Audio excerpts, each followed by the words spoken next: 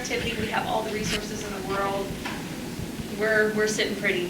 When it's PL5, that generally happens in the summertime, and that's when we're out of resources, there's fire all over the place, and we basically are scrambling to just get things together and put these fires out.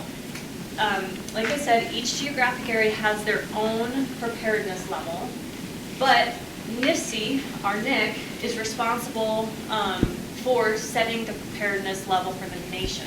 So even though you're going to have 10 geographic areas that have their own preparedness levels, NIC, or to give you guys another acronym, the National Multi-Agency Coordinating Group, or NMAC, which is made up of fire directors from each of these agencies. They actually sit down together and they tell us what the preparedness level is as far as the nation goes.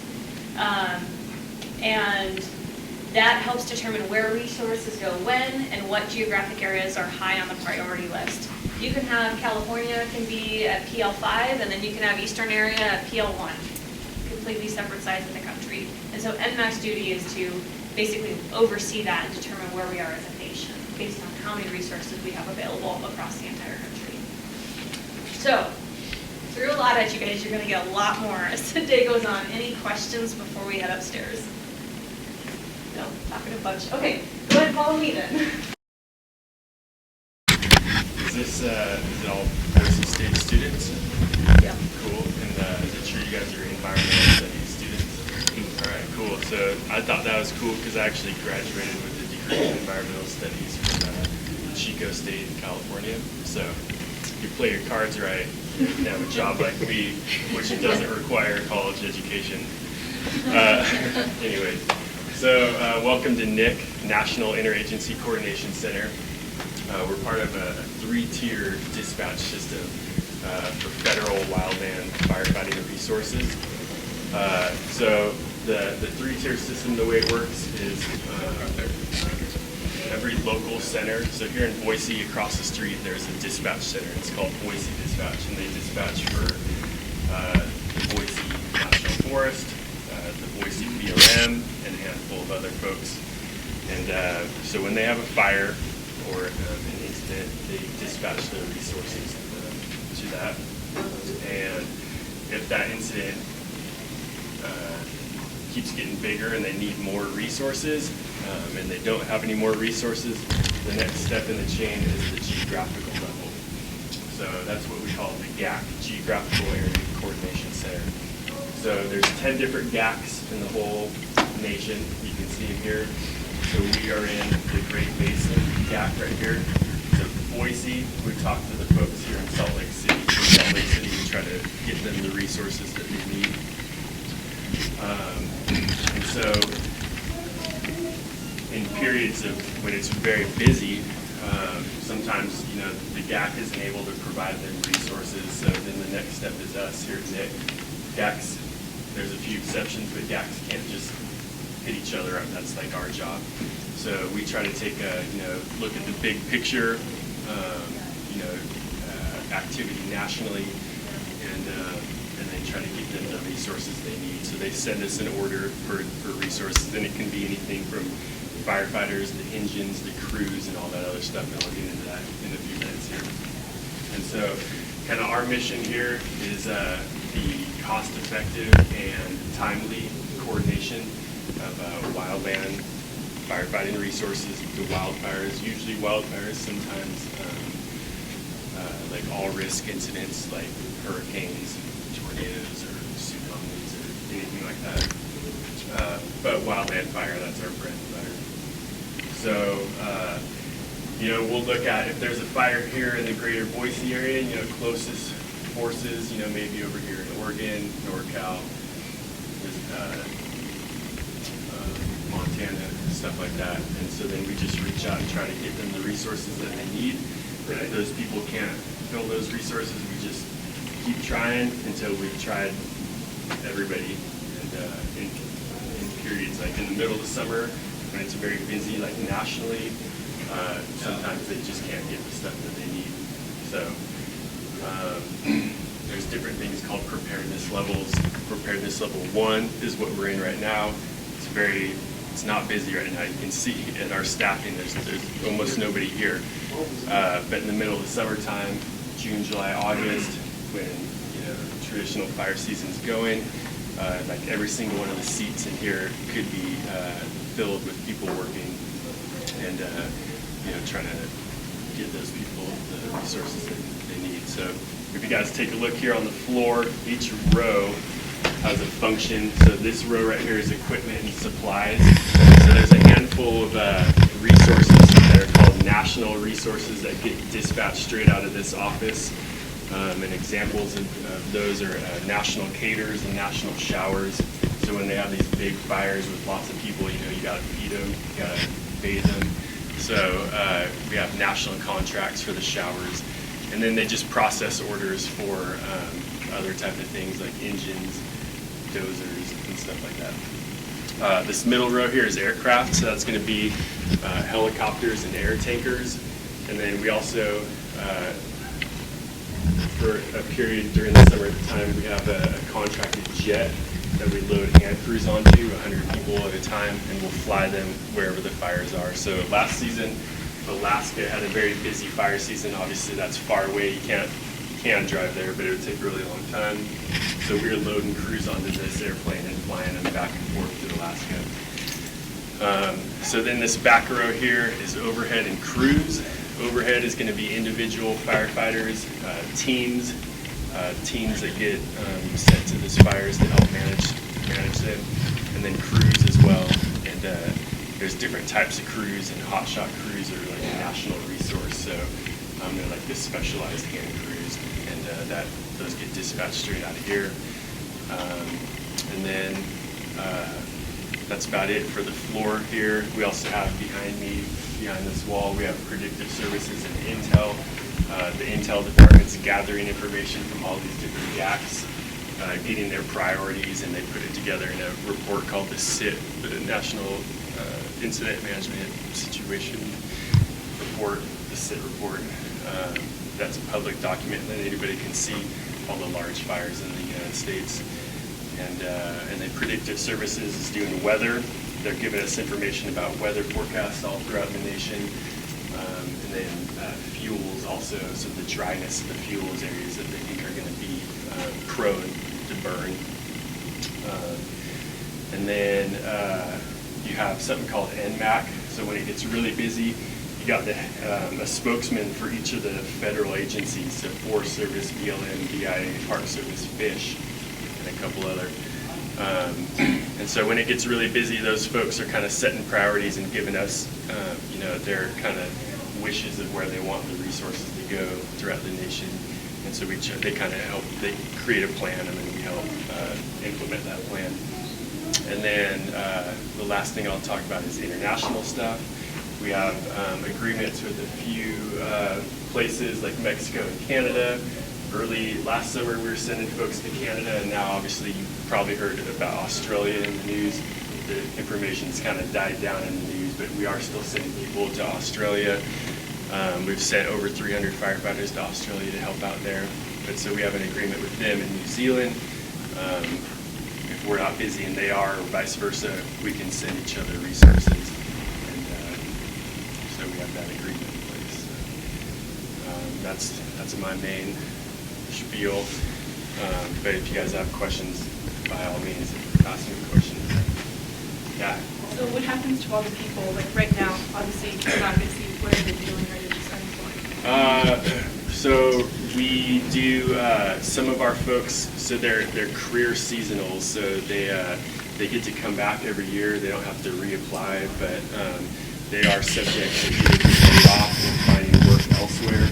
And then there are ones that are built in to having like two different jobs, basically. So half the year they work here and half the year they work somewhere else here at NIFC. So it's just kind of a combination. Some of us work year-round, and then some of us work in other departments throughout the year. Have you guys seen the SIT report that he was talking about? If you just Google SIT report, it comes up, and depending on what preparedness level we're at, in the height of summer, if we're PL4 or PL5, it'll come out every day. Technically, it's called the IMSR Incident Management Situation Report. And that'll give you a list of all the large fires over 100,000 acres that are on the state report, over 100. No, that's not 300, correct. 300 acres. Thank you. In the, That doesn't sound right. In the, 300 acres. Or 100 in the 100 in grass. timber, 300 in grass, right? Yeah. So those will be on the situation report, and it'll break it up by geographic areas. One thing about NIC and NMAC and NIFC is that we don't prioritize fires. We don't say which fire is the most important that gets all the resources. We prioritize geographic areas. And so what'll happen when there's 10 different fires that are going on in Northern California, and they're all requesting resources. That request has to go back to their geographic, their GAC, their Geographic Area Coordination Center, and then that GAC sends the request to us. And we don't send resources to specific fires. We send resources to the specific GAC, and then it's up to the GAC to determine what their priority fires are. And when I say resources, I'm talking firefighters, teams, equipment, aircraft, stuff like that, right? So kind of just to clarify that point a little bit. Why do you do it that way? I don't know if you want to answer this one, or you want me to continue here. I mean, either way, I mean, the main reason is, I mean, we're not really in the business of telling other people how to manage their fires and doing that stuff. We're just here trying to get them resources, and then they can do what they want with those. That's kind of just my short answer.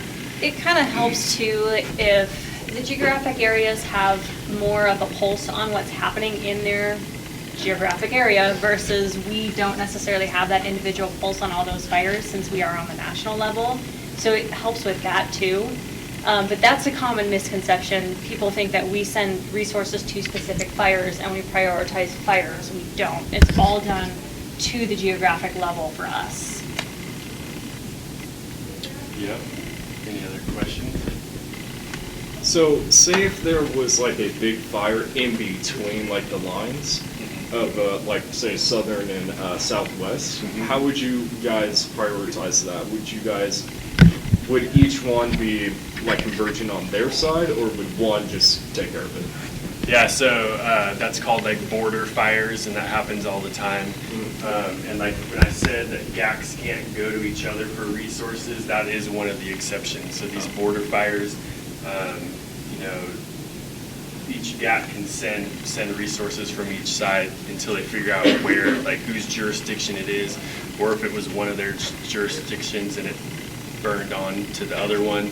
That's all stuff that they can figure out. So as far as, you know, wherever it started, that's the original jurisdiction, but as it burns and gets bigger, more and more people can get involved, so. Oh, okay. Other questions? How accurate is your predictability models, or can you give us examples of fires you've anticipated and your predicting team has adequately prepared? Yeah, so, you know, we do pre-position resources, so that's kind of one of those things. Sometimes NMAC is when it's busy and resources are limited, you know, they're the ones trying to look at priorities of predictive services. The weather folks, you know, if there's wind events coming in, I mean, they're able to predict weather pretty well. So wind events coming in, lightning is big ones, you know. So if there's a major thing coming in, you know, we're gonna try to get some resources down there, pre-positioned possibly. So I don't know if I could say how accurate it is, but you know, we definitely, you know, use our experts, the fuels people and the weather people. They're there and ask to you know what goes on in here, and those are pre-positioning of resources. There are severity levels too, so if there's a individual unit like a park or forest or something like that, they're under, they haven't had rain for a certain number of days, or, you know, the whatever weather conditions that they can go under a severity, so they can, like he said, pre-position resources to that location so they're ready when something starts. Any other questions? So, I mean, since you guys are students, you know, I graduated college and I went to go be an intern with the Park Service to crawl And I then got introduced to the fire folks and thought it was cool. And so I then became a firefighter, wildland firefighter, and I did that for 10 years. And then just kind of as I got older and started a family, I got more into the dispatch and coordination thing. So as you know, students in environmental studies, obviously you're at NIFC Fire Center, so most of it, everything's going to be fire related, but there's so many jobs in the federal government that you know, having a degree would be very helpful for. So you know, fire isn't necessarily your like main thing that you're looking for. There's a ton of opportunities if it's something you're interested in. So.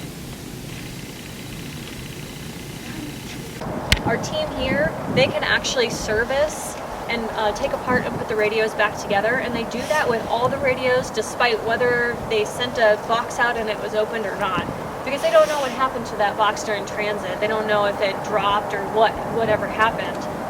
So regardless if the radio was opened or used or not, by the time it comes back here, they open the box, they service it, they take it apart, they make sure it all works together. Just to kind of give you an idea, in this building here we have 11,000 handheld radios and 300 repeaters. It can support 32,000 firefighters or 53 major disasters at one time. We don't send out the radios just for fires. We send them out for other things like 9/11 incident. They've actually ordered our radios for the Easter egg thing they do at the White House. So everything from natural disasters, fires, floods, to looking for Easter eggs. So we are all hazard. I forgot to mention that earlier. Our focus is mostly fire, but we do get asked to provide support in the way of radio supplies as well as personnel to other incidences. Sometimes when we have an extended fire season, we'll have fires going on at the same time on the West Coast that the East Coast is drowning under hurricanes. And we get requests from FEMA to send resources, whether it's personnel or radios or other equipment. Our main priority is fire, but if we can help support those other natural disasters, we will. Not at the expense of covering fire, though. The other building I want to point out here is this building, the RAS building, or the Remote Automatic Weather Stations. If you guys have ever been out hiking and you come across, in the middle of nowhere, a weird metal contraption that looks like it's taking the weather, it's probably a RAS station. We have 2,200 of those stationed around the country, including Hawaii, Puerto Rico, some of our territories like that. The BLM specifically manages 1,800 of those. BLM's responsible for actually going out to each of those sites every year to make sure that they're still functioning. Those RAS stations are extremely important to firefighting because they tell what the weather's doing right now. When a firefighter is on the fire, they can double click their radio and they'll get an automatic radio voice that comes and tells them what the weather's doing. So it's not a predictor. It doesn't tell you what the weather's going to do. It tells you what it's doing right now.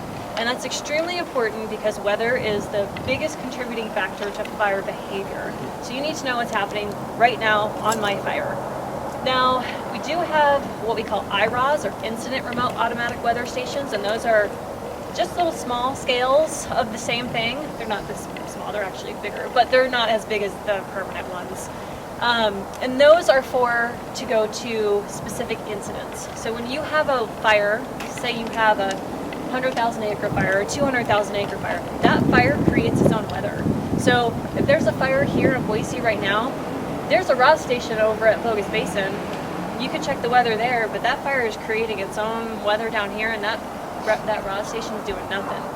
So they can actually order an IRAS and send it to the fire specifically so that when that firefighter double clicks that radio, it's getting what is happening right now at that fire.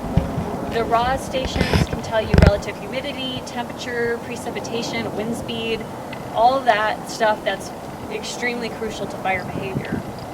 Now, my favorite thing about RAS, and the only reason I tell you guys about RAS, because you probably don't even care about it, but one of the main reasons I tell you about RAS is because they actually have kind of a funny story.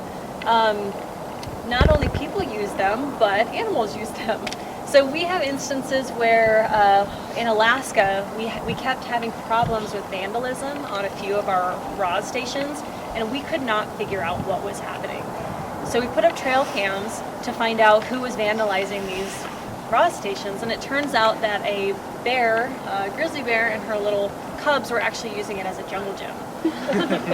Those little IRAW stations that we send out, when we send them to places like Hawaii, sometimes we get back little gecko families in them or birds in them. There was a few years ago where we got geckos with eggs, and these guys actually took those eggs and they incubated them and hatched like 5 of them, but they were so small that they got out of the top of the netting on the cage, and they had to do a full-on search of this place, and they only found 3 of them. But so who knows what happened to the other ones? They're probably happy with some family somewhere. But so we do have instances like that. We also sometimes have instances where people steal them.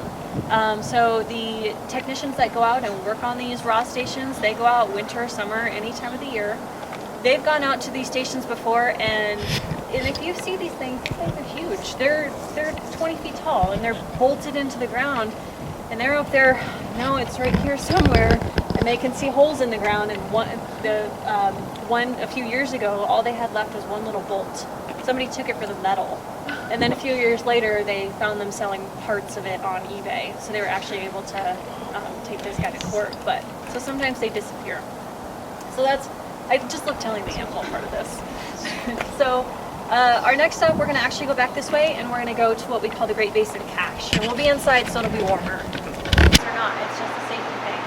We do have recycling operations in place where we work with the local towns. Hopefully they have some sort of battery recycling to utilize. If not, they actually get shipped back here and we recycle them. So they don't just go in the landfill. We do what we can. And then as far as inventory of radios goes, that building holds $25 million worth of radio inventory. So just kind of give you a perspective. Now we are standing in what we call the Great Basin Cache. This is one of 16 caches across the country. This is the largest cache. Technically, this cache is designed to be a support cache for all the other caches that are stationed in different parts across the country. They're strategically stationed in locations that are fire prone. So, have you guys ever seen an incident command post before? Or have an idea of what one looks like? Okay, so when there's these large fires that you guys all see on TV, where there's 200,000 acres burning or 300,000 acres burning, they'll call in what we call, another acronym for you guys, an incident management team, or an IMT. The IMT essentially takes over the fire operations. They take over managing that fire and fighting that fire from the local resource. So the local resource can do whatever else it needs to do. It has other daily operations. It needs to continue with vegetation management or trail maintenance or just normal everyday operations. So they'll give a delegation of authority to the incident management team to run that fire, to take it over, to fight that fire, do what they need to do so that the local unit can continue to operate. These teams are made up of individuals from all federal agencies from all over the country, and they get called on and they get sent to specific fires. Once an incident management team is on location, they will set up what's called an incident command post. Even I get confused by these sometimes. Or an ICP. Now, when you have a large fire, you can have thousands and thousands of firefighters on these fires. What do you do with all them? You got to put them somewhere. So generally what will happen is either private landowners will allow us to put our firefighters on the land where they can sleep and where we can set up shower units and food units, or we'll even rent out the local fairgrounds. You got to have a place to put 2,000 firefighters. You also got to have structure for them. You need to have sleeping bags and tents, and you got to have all that stuff. Where do you get stuff like that? You get it from a cache like this. Like I said, this is the largest one. This one's designed to support those other smaller caches. So when a fire breaks out, what will generally happen is the incident management team will order supplies, and they'll order it from the closest cache. If that cache doesn't have it, they'll call us and we'll supply it for them. They can order directly from us as well. It just depends on who has what they need. Now if you look around, This cache is 80,000 square feet, so it's big. We're going to continue this way in a minute, but you can see everything from generators to what we call pumpkins, or what we hold water in on fires, MREs, there's batteries, there's tents, there's chainsaws, anything you can think of that a firefighter is going to need or an operation is going to need to fight a fire. So is there any questions on that part? Okay. At one time, this cache holds $35 million worth of inventory. However, it cycles through about $60 million worth of inventory. So when there's a fire and the incident management team needs to order supplies, let's say they call us, we provide them supplies, they use it for however many weeks or months they're on the fire, then what they do with that stuff is they send it back to us. We clean it, we inspect it, we repair it. We have a whole shop that all they do is repair equipment, or we surplus it, we rewrap it, and we put it back on the shelves so that the next fire, whenever there is one, can call and order that same stuff. When the incident orders that equipment, they'll pay for it up front, and then whatever they return to us that we can actually reuse and send back out again, we'll refund them the money. So we're saving the taxpayers roughly about $80 million every year. So it's a huge tax saver for us. Like I said, there's a whole different department that all they do is returns. All they do is inspect and put stuff back on the shelves. The computer system, they know exactly where everything's at. I can go and ask them right now where one specific item is, and they'll tell me where it's at, what shelf, what spot. It's all extremely organized. I think that's the big overview. So no questions on that part? Okay, we're going to continue around here, just right around here.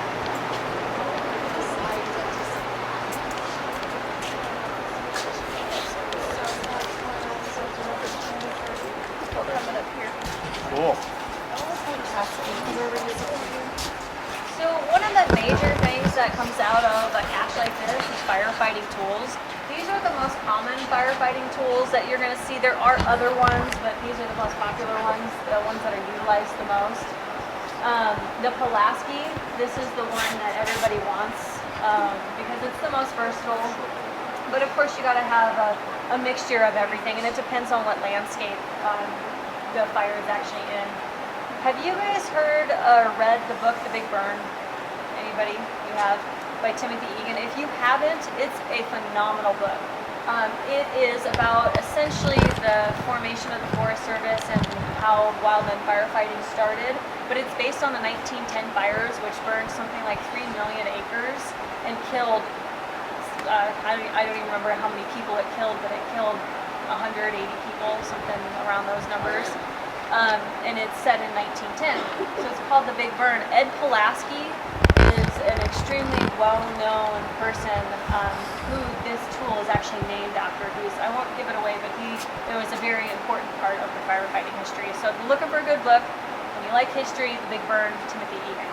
And it's based, parts of the fire are based here in Idaho and Montana, so you guys will find it relevant as well. And we're just gonna walk down this way to another poster.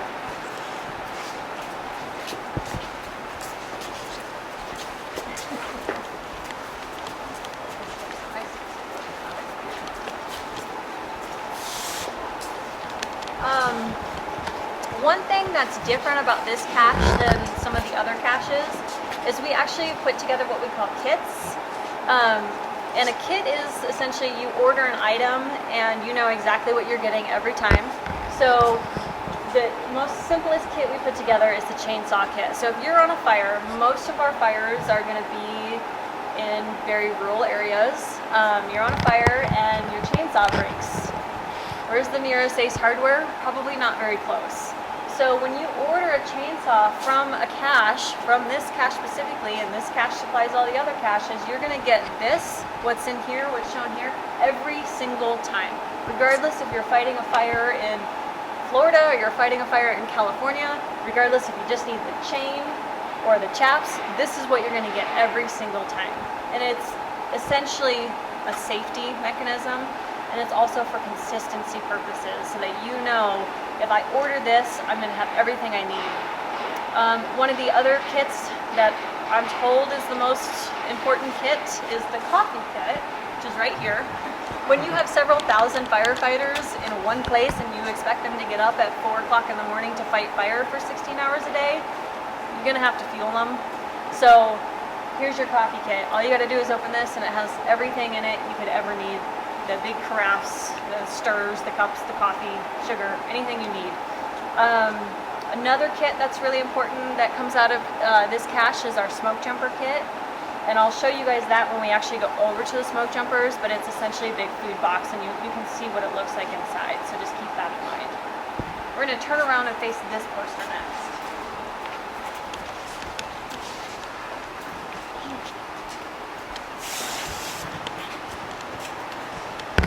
So this is an example of what a wildland firefighter looks like. Regardless of what agency you work for, whether you work for Forest Service or Park Service or BLM or whoever, if you're fighting fire, you're gonna look like this. All the firefighters wear the Nomex, green Nomex pants and the yellow Nomex shirts, the gloves. They're all required to wear the same thing. This little guy here is called a water pump. What this firefighter is doing is called mop up. Essentially looking for hot spots, and that water pump, you spray it on hot spots as you go through. You can get everything you see in this picture here at this cache and all the other caches except for one thing. Can any of you guys guess what that is? Boots. Respirator? Boots. Nope. So wildland firefighters don't use respirators, so because they're outside, and that's a structure fire thing. But boots. So boots are really expensive. Each agency, there's a safety limit or a requirement on boots. They have to be 8 inches high, leather laces. But each agency requires you to provide your own boots. Some of them provide a stipend, some of them don't. I don't know why some do and some don't. But you're required to provide your own boots. But one thing on the boots, do you guys know if they're required to be steel-toed or not? What would be your guess? No, because initially you would think yes, because if a tree falls on you, you got to have something to protect your foot. But no, because if you put your foot in a hole and it's hot and you've got metal on your toe, you're going to burn your toes off. So no steel toes. Any questions so far? Yep. So, how protected is the whole suit against fire? Like if a flame were to catch on their arm, I'm assuming it wouldn't be able to burn. So it can burn, yes, but it's extremely flame resistant. They do, when they burn, they turn like a weird brown color. So if you catch cotton on fire, it'll burn a hole and it can catch, it's pretty flammable. These are not very flammable, but they can burn at certain temperatures. So they're not fully resistant, but they're the best thing we've got. Yeah. Same with the fire shelter too. The fire shelter for direct flame is not going to give you full protection. You're not going to just be in a cocoon and safe from all of that, but it is protection from the heat. It's better than that. Yeah. Oh, yeah. Yep. So I did want to say something about this. So I just came up here, as she said earlier, and I came from a station. I worked as a firefighter. I have done different things. When I learned about what NIFC was, when I got into the fire program and learned about what NIFC was, the most important thing to me was that everything was standardized. This is the place that happens. No, So you're that was jumping ahead of me. You got to stop. That's the next stop. Go ahead. I'll show them that stuff. Yeah, well, I figured you'd get to that. But I wanted to point that out here because this firefighter, as she said, looks the same every time. And that was super important to me because it doesn't matter how much money your agency has, doesn't matter how much money your unit has, you get that gear. And if you're the first it's your first season as a firefighter, you get that gear. And you look the same as anybody that's been doing it for 20 years. And that's important. Sorry, I didn't mean to steal your thunder, you're totally fine. So do they come in different sizes then? Like, Yeah. okay. Yeah, you order your size. And just to give you guys an idea, in 2018, we don't have the numbers updated for 2019, but in 2018, out of this cash, they lent out 6,300 sleeping bags throughout the season, 110,000 cases of MREs. We don't want those back. We don't want our MREs or toilet paper back. We keep that stuff. 9,600 tools were returned, so those tools I was talking about over there. And then they sent out a total of 2.5 million feet of hose. So, and that's just this cache. That doesn't even include the other caches. So they're pretty busy here. So this uniform is just the forest fire uniform, because my dad's a fireman in Hawaii, but he doesn't work very many wildland fires. So is that just the wildland fire uniform?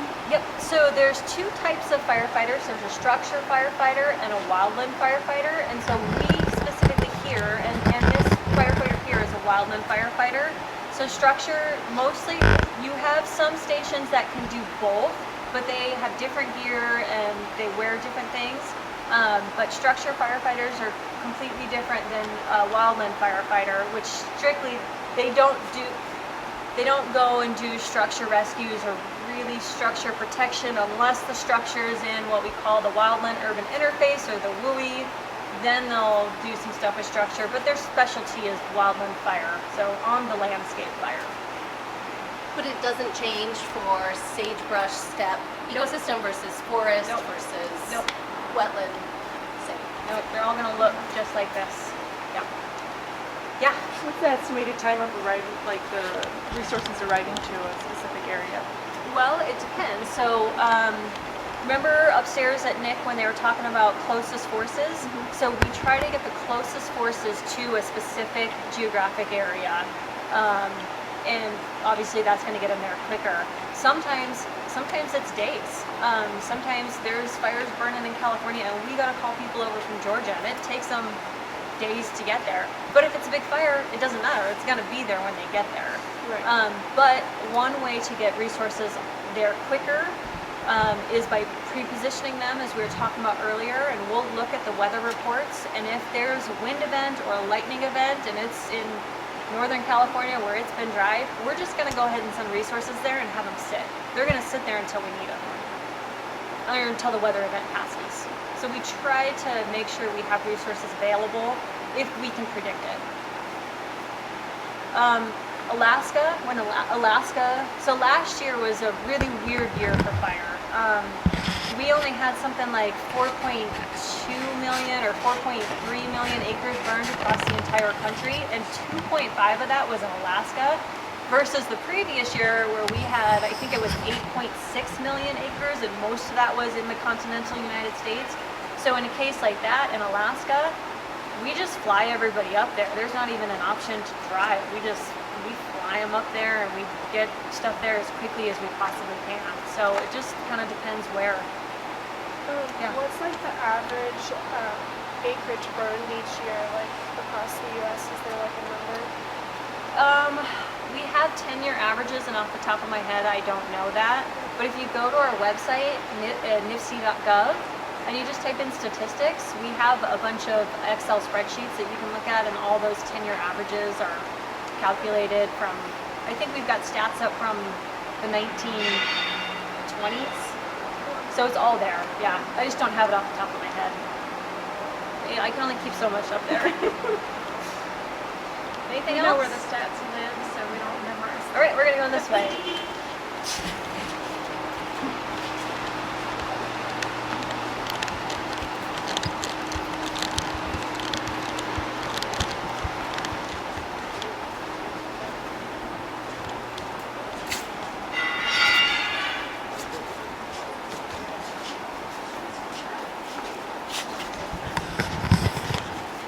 So, as Candace was saying,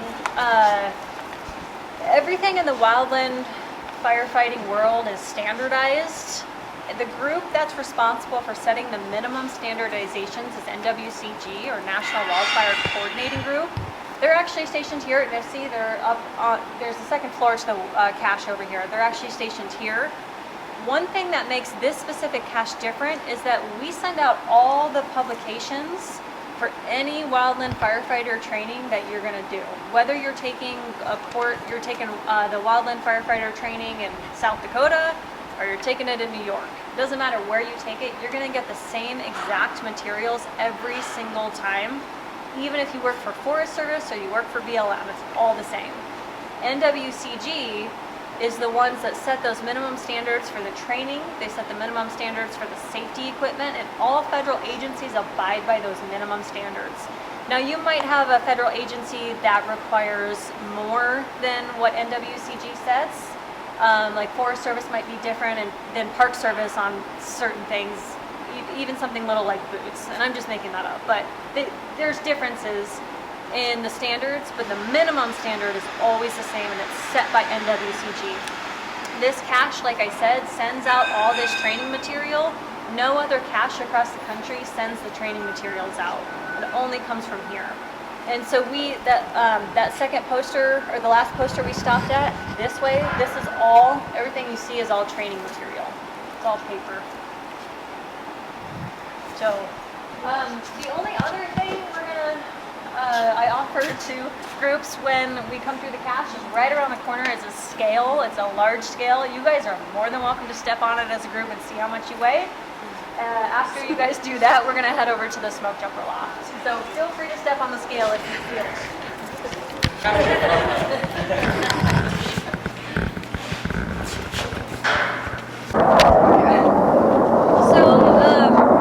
we are at the Smokejumper Loft right now.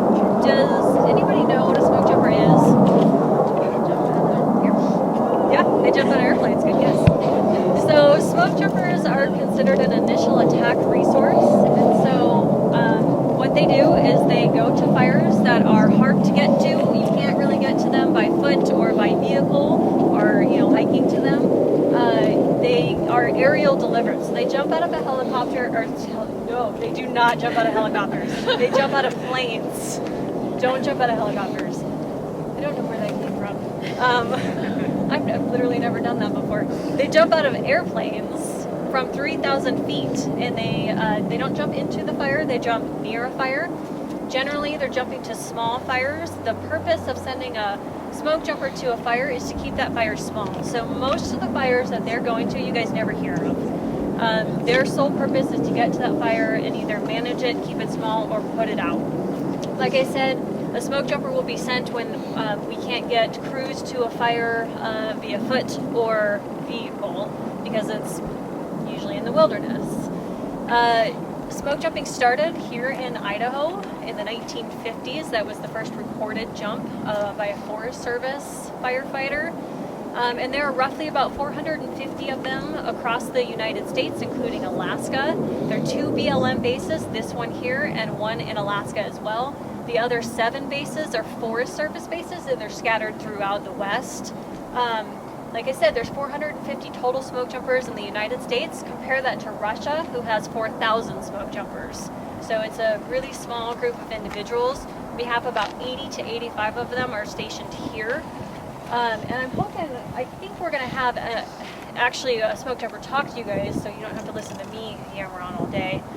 So we'll just go inside, get warm, and see if we can get one of those guys to talk to you. Yeah? So they typically work in fires that are joined with aerial bombing? No, so they're not, well, what do you mean by aerial bombing? Aerial fire by water drops, drops. No, they're not, so the fires are not to that point yet. Okay. They're literally jumping on fires that are like 2 acres. They're tiny fires. If a fire's big enough to require water or fire retardant, it's way past the point that we would be sending smoke jumpers. When you say potentially put it out, is that more just by the perimeter, letting it burn itself out? Yep, so sometimes they'll dig line around the perimeter of the fire so the fire can burn into that, or they'll even just dig it so that the fire can only go one direction into a rock outcropping or something like that, or they'll even just go put it out. Yeah, so they're there to keep it small or put it out. We are right on the fire line, as you guys probably noticed, or the airport here, the airline right here, the runway. I'm talking way too much, and the is an overview of like our gear, what we wear, and basically the only thing that separates us from any other wildland resource is just the way we travel to an incident, which is obviously out of an airplane, as you can see here. So I'll just kind of explain a little bit of this. It's a 2 parachute system, main canopy on the back, and then a reserve canopy on your chest. So these different colored handles are ways of operating each parachute system. This green handle here, we leave the airplane and we fall for approximately 5 seconds and pull this handle, and it releases a little pilot chute out back, which tows out the main canopy behind it. If you have a malfunction with your first parachute, you can cut it away with this pillowy looking handle right here, and it has 2 rip cords that go to each of these 3-ring release systems on the shoulders. And how these 3-ring release systems work, it's basically a mechanical advantage. So these webbing, or this little nylon fabric you see here, there's only about 5 pounds of pressure on that, and the rings hold all the tensile strength, so many thousands of pounds. If you want to check it out a little deeper, how that works is this soft loop wraps around that small string right there, and when there's pressure on this and this ripcord gets pulled away, it allows for a really clean release of that 3-ring. So you see how that just snaps back. Also, this isn't really hooked up, but there is called it's called an RSL, or reserve static line. So if you're incapacitated or something goes wrong, you're not able to manually pull your red handle. As you can see, this release, and this would pull out all this parachute cord and go all the way down. And as the main canopy's breaking away from your body, this automatically pulls open your reserve without you needing to do anything. So this is just a PG bag, or personal gear bag. It carries all of our, basically like your gear bag, like the backpack see the guys wearing. So in here is just like some food, maybe a spoon, some water. There'd be fusees or some way of lighting a fire if you needed to. A fire shelter would be on the bottom of this. It's like those tinfoil things you see if people need those in an emergency. And then giant leg pockets right here, so this carries extra stuff. Like, it's kind of up to the specific jumper what he all wants to take in or take out, but I don't know, I guess I put a pack-up bag in this side and maybe some extra food, like freezer eyes or whatever. This side has a let-down rope system in it, so in case you land in a tree, you can rappel out of the tree by, you break away this reserve here, and on these jump bibs there's these rings here, so you would tie up to these rings and you can rappel out with a carabiner. There's no carabiner in these, but there would be a carabiner there, just like you see right here. Questions? Are you carrying any tools, or are those being dropped as a separate drop? That's a separate package. So after we all land on the ground safely, the plane will fly low pass and kick out like water, chainsaws, and then yeah, there's an example of the paracargo behind these guys right here. So This is that kit I was talking to you guys about over at the cache. So full cargo round chute just sits on top right here, and it has its own static line. Just gets thrown out the plane, and yeah, that's about it. How much weight would you say is on you in addition to you when you're jumping out? About 100 pounds per jumper. So that's including everything you see here. Like your boots weigh quite a bit, but then like your parachutes, the reserve weighs about 25, main weighs about 35, and then inside your Kevlar jumpsuit here, you have like a combination of like hockey and motorcycle pads to like cushion your landing, so to say, because we don't land in like grassy fields, we land in like rocks and trees and stuff, so it's kind of rowdy. But How many broken lower limbs do you guys see at the season?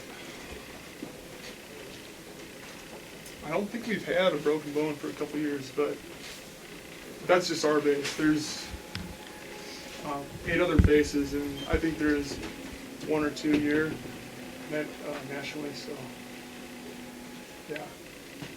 anyways, any more questions on this? Yeah. I know how you guys get dropped off, but how do you guys get picked up? So we either walk or usually we can find a ride by a truck or a helicopter, but typically we have to like walk to an area where we can find a road or a 2-track or an area where we can like clear an LZ out to get a helicopter to land in. So it could be like from here to the cars, or it could be a few miles. I think there's been some horror stories of like 10 or 15 miles, and then like multiple trips because you can't usually carry everything at once. So yeah, it just depends. It's a good question though. What are like briefly like the steps to like become like a Yeah. fire jumper? Well, so you guys are like environmental kids, right? Yeah. So I did the same degree actually, University of Minnesota, and I never thought in a million years I'd be like jumping off planes and fighting fires, and then in the wintertime sewing life-saving equipment for the rest of my coworkers. But I just kind of got into it with like an engine crew, and then graduated, moved out to Boise here, got on hotshot crew, which is like more of a in-depth like job as far as commitment and being gone all summer, just a little more physical fitness, I guess. And then after I did that for a few seasons, I applied to jump because it was like the next step. And yeah, so we usually look for about, I would say, a minimum of 5 years previous experience before you get into this. So yeah, if you guys are interested. How long have you been doing this for? This will be my 12th season, so 5th season as a jumper, but I've had, I don't know, 600-700 years previous just doing other things with fire, so yeah. Do you have a horror story? No, it's a pretty fun job, really. I mean, it's like, it's camping, it's being outside. Sometimes you get in situations that are a little intense or wasn't what you planned for, but you get trained pretty well, and there's usually, it's pretty easy to like get yourself out of those situations. It's not really anything that I've been too worried about, so yeah. Yeah, I can show you guys a tour film if you want, or if you have time. Some of you guys need to leave, that's cool. Yeah. Is this the last stop on the tour? Yeah, and then we'll be back to So I know there's a couple of you that are tight on time, and if you needed to sort of depart, unless you're with me, you're stuck, sorry. But if you wanted to depart, or there's a film of the smoke jumpers that takes about 15 minutes, you said? Yeah, or I can just cut it short. I mean, So show you around. if you have final questions, or if you want to come along for the film, come along this way. Yeah, cool. Anytime a parachute gets used or challenged, we bring it back in and hang it, inspect it for any debris in it, or any damage, which will be fine.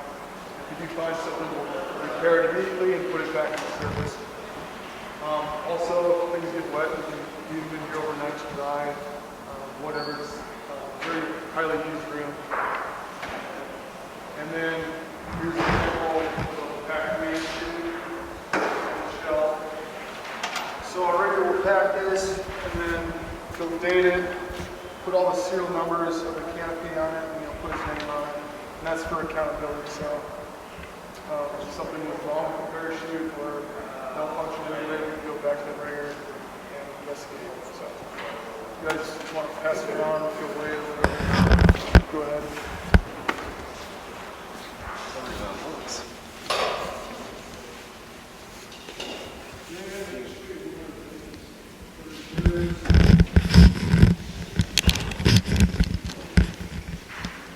This is called an AAD, it stands for Automatic Activation Device, and this is also another safety feature, which we're chasing out the door and we're incapacitated for any reason at a certain speed and altitude. It senses, it starts counting timers, and there's a certain activation in the door.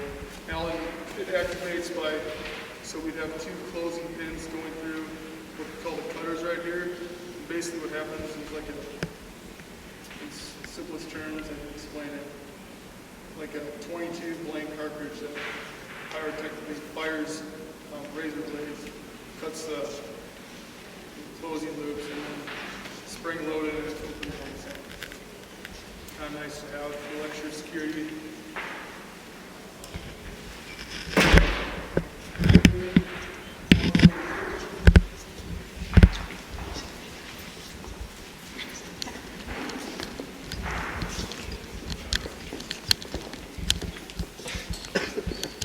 These are for rigging rooms. These tables are designed and shaped so you can rig a square parachute. You can see how that one's laid out. It's kind of easy to organize it on the table. And we have like different components right now being laid out and getting ready for the fire season. People in here are starting to rig refresh for the summer, so everyone comes back, has to rig a couple shoots under license rigger to get okay to go into fire season and be off on his own and rigging. And then over here, can you come through here if you want? Manufacturing room, a lot of different sewing machines. They'll do a certain job. We have, you see Tyler there is on what you call binders, so it just basically looks like a cleaned edge on a piece of fabric. So you can see this webbing right here. That's basically what that machine is doing. And we use that for many reasons, aesthetics, and it also helps material from the grain, and it adds structural integrity to certain scenes. This one guy here is really cool. It does like a surge. So we use this for like Kevlar suits a lot of times because it's kind of like your t-shirts or cotton, and you can't really like singe them or burn them. And basically, if you just looked underneath your shirt, it does that little stitch assortment right there.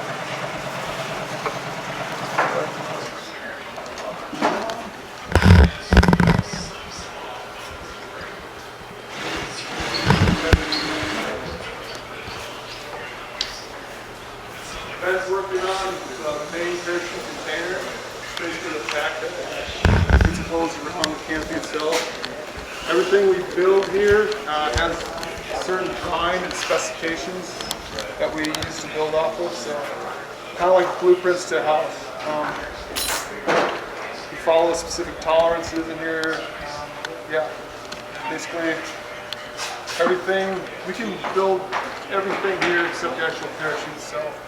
And the reason why we do manufacture most of our own equipment is because it's such a specialized job and such specialized equipment that we're really the only ones who know how to build it and know exactly what we need. So it can cause a lot of problems if we try to like contract a lot of stuff out to like a Mystery Ranch or like Osprey Pack Making Company. They really don't understand like what we're trying to get after. So that's kind of the reason why we make our own stuff, because we know best what we need. So you said you make everything but the parachutes? We can, yeah. The reason why we might not make something some years would be budget, personnel not available to make it, and just time. I mean, we run out of time probably more than we run out of money. So. Do you guys double check packing? You like, you have like we have check cruises in forestry, right? Where they check your work. Do the same thing for like packing parachutes? We, like I said before, we have guys come in, you have to get rigger refreshed. So basically, an experienced jumper comes in, rigs 2 shoots, and it gets broken down by a licensed rigger. Like myself would break it down and be like, yeah, it looks good, it would open, and that's about it. So you gotta, that's where the integrity comes in, this job. Like, you think you got, it is a big deal. Like when you get out of school and you get in the real world, like integrity is huge because you never know where you're gonna end up. And if you like screw something up, who knows, it could affect somebody. So that's really what this job has taught me a lot. Just like make sure you always do the best you can because someone's life depends on it. So, that's about all I got. Yes. So do you guys only make stuff for yourselves, or do you guys also make stuff for others? Yeah, it's we make it for the whole base. Like, yeah, I might pack a shoot, but I necessarily wouldn't jump it. It's just on the shelf for everybody to use wherever we need. Like, who's making stuff? It's for the greater good. It's like a communal thing. It takes a whole village to raise a smokejumper. Yeah. All right, thank you. Yep. Yeah, you're welcome. Thanks, man. We're gonna go out this door here. Well, not all, but most of the firefighters who have died in the line of duty or who have dedicated their lives to wildland firefighting, and then their families requested them to have a plaque. So feel free to go ahead and walk around and take a look before you guys head back to your cars. If we started in this building here, the cars, I'm assuming, are parked either here or in the front of that building. So take your time, check stuff out. We just ask that you don't touch any of the little trinkets that are on the plaques. And then if you're interested, the way you can find out whether or not they died in the line of duty or they just dedicated their lives to firefighting, if it says the name of a fire or an incident under their name, that means they died on that fire in the line of duty. If it just says what Forest Service or what station they were with, or what unit they were with, that just is them. They dedicated their lives to the line of duty or to the firefighting profession. So feel free to take a look. Most common question we get here is where are the Yarnell plaques, and those are down that way. So you guys are more than welcome to take your time here. And other than that, that's all I've got for you guys. And if you have any other questions, I'll stick around for a minute, but you're free to go. Please join me in thanking Carrie and Candace